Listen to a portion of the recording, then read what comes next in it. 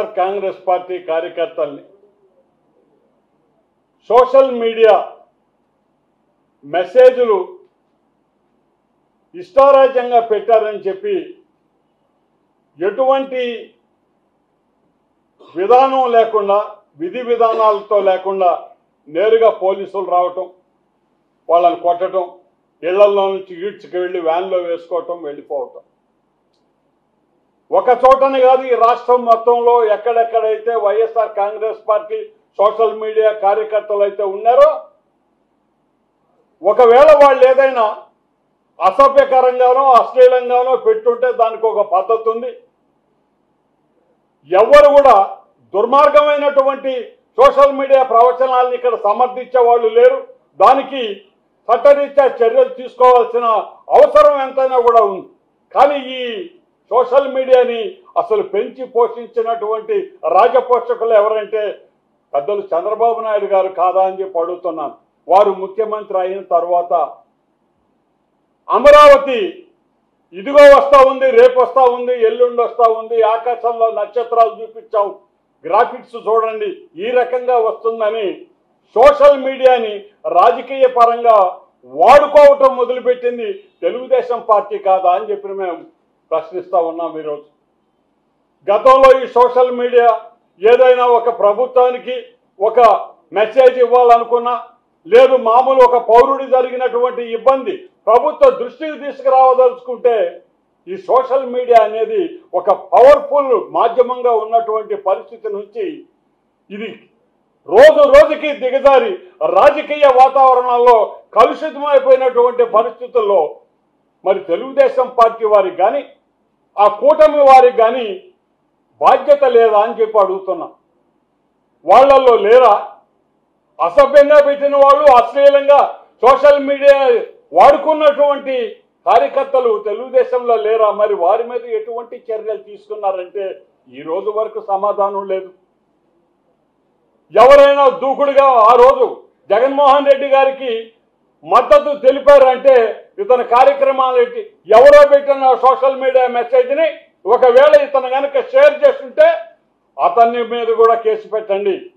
అవాస్తవాల్ని ప్రచారం చేస్తున్నారు. మా జిల్లా అధ్యక్షులు పెద్దలు కాకాని గోవర్ధన్ రెడ్డి గారి మీద ఇదే రకమైనటువంటి కేసుని వెంకటాచలంలో పోలీస్ స్టేషన్లో నమోదు చేయటం జరిగింది.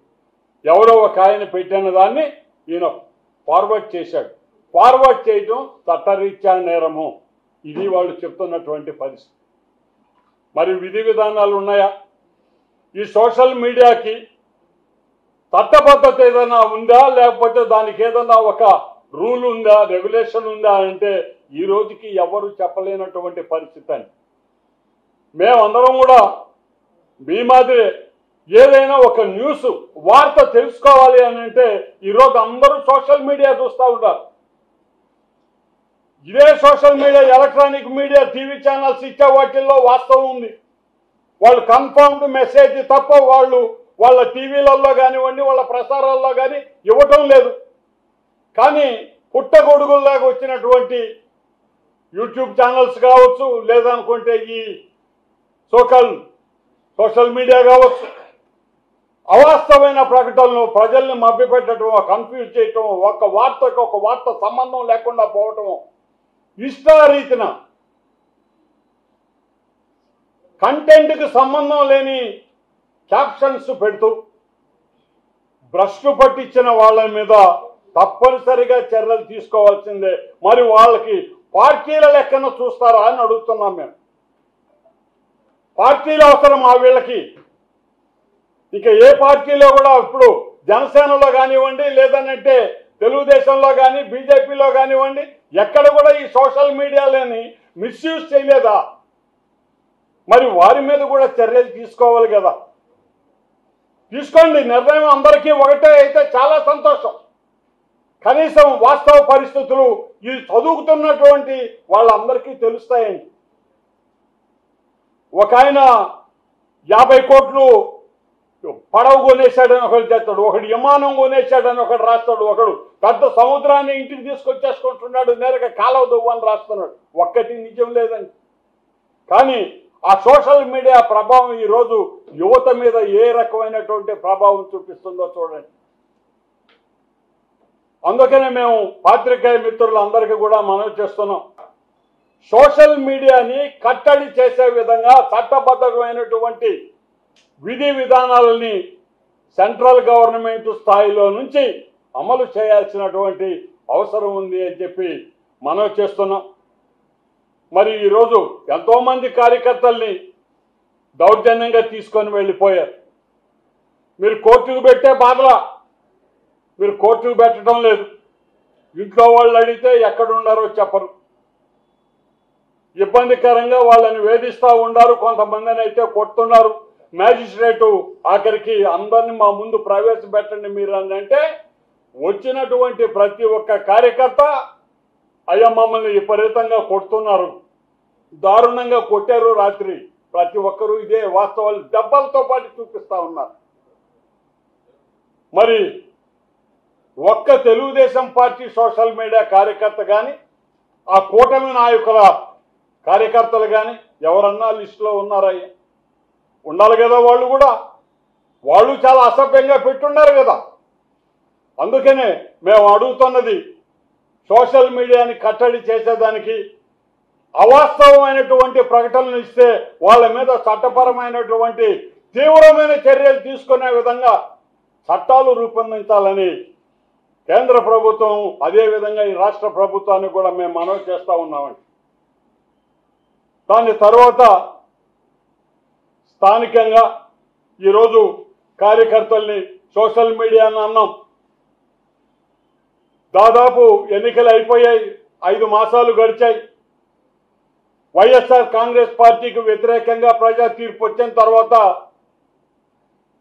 ముఖ్యంగా ఈ నియోజకవర్గంలో, రూరల్ నియోజకవర్గంలో వైఎస్ఆర్ కాంగ్రెస్ పార్టీ కార్యకర్తల పరిస్థితి ఏ విధంగా ఉందో మీ అందరికీ కూడా తెలుసు. న్యాయస్థానానికి కూడా వెళ్తున్నాం, జేసీ గారి కోర్టు కూడా వెళ్తున్నాము. అసలు ఈ ఎఫ్ఐఆర్ ఏ రకంగా మీరు రిజిస్టర్ చేస్తారు? ఎందుకు చేశారు ఇది? ఎవడన్నా పోయి ఆ షాపు తలుపు తీసి చూసారా? ఒక్కరు లేరండి. మరి చేసుకోపోని ఇష్టం అని అనేటటువంటి అధికారులు ఈరోజు ఇంత బాధ్యతారహితంగా వాళ్ళని బెదిరిస్తా పోతా ఉంటే మాకున్నటువంటి ఆప్షన్ కూడా పార్టీ క్యాడర్ని సమాయత్తం చేసుకొని తిరగబడటమే అని చెప్పి మనం చేస్తున్నాం. ఎవ్వరూ జంకేవాళ్ళం లేం, ఎవ్వరూ భయపడేవాళ్ళం లేం. మాటకు మాట, నీ చర్యకి 2 చర్యలుగా ఉంటాయి.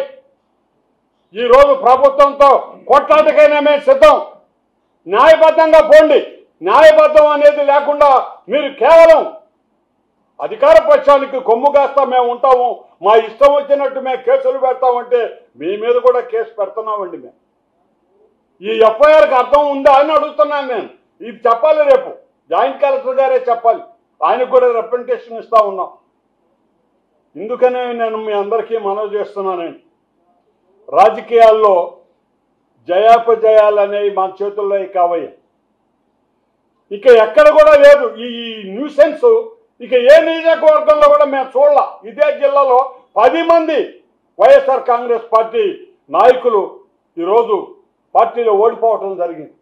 ఎక్కడ కూడా గెలిచిన వాళ్ళు ఈ ఓడిన వాళ్ళ మీదనో లేకపోతే వాళ్ళ కార్యకర్తల మీదనో ఈ విధమైన దాష్టికం, దౌర్జన్యం చేసేటటువంటి పరిస్థితులు లేవు.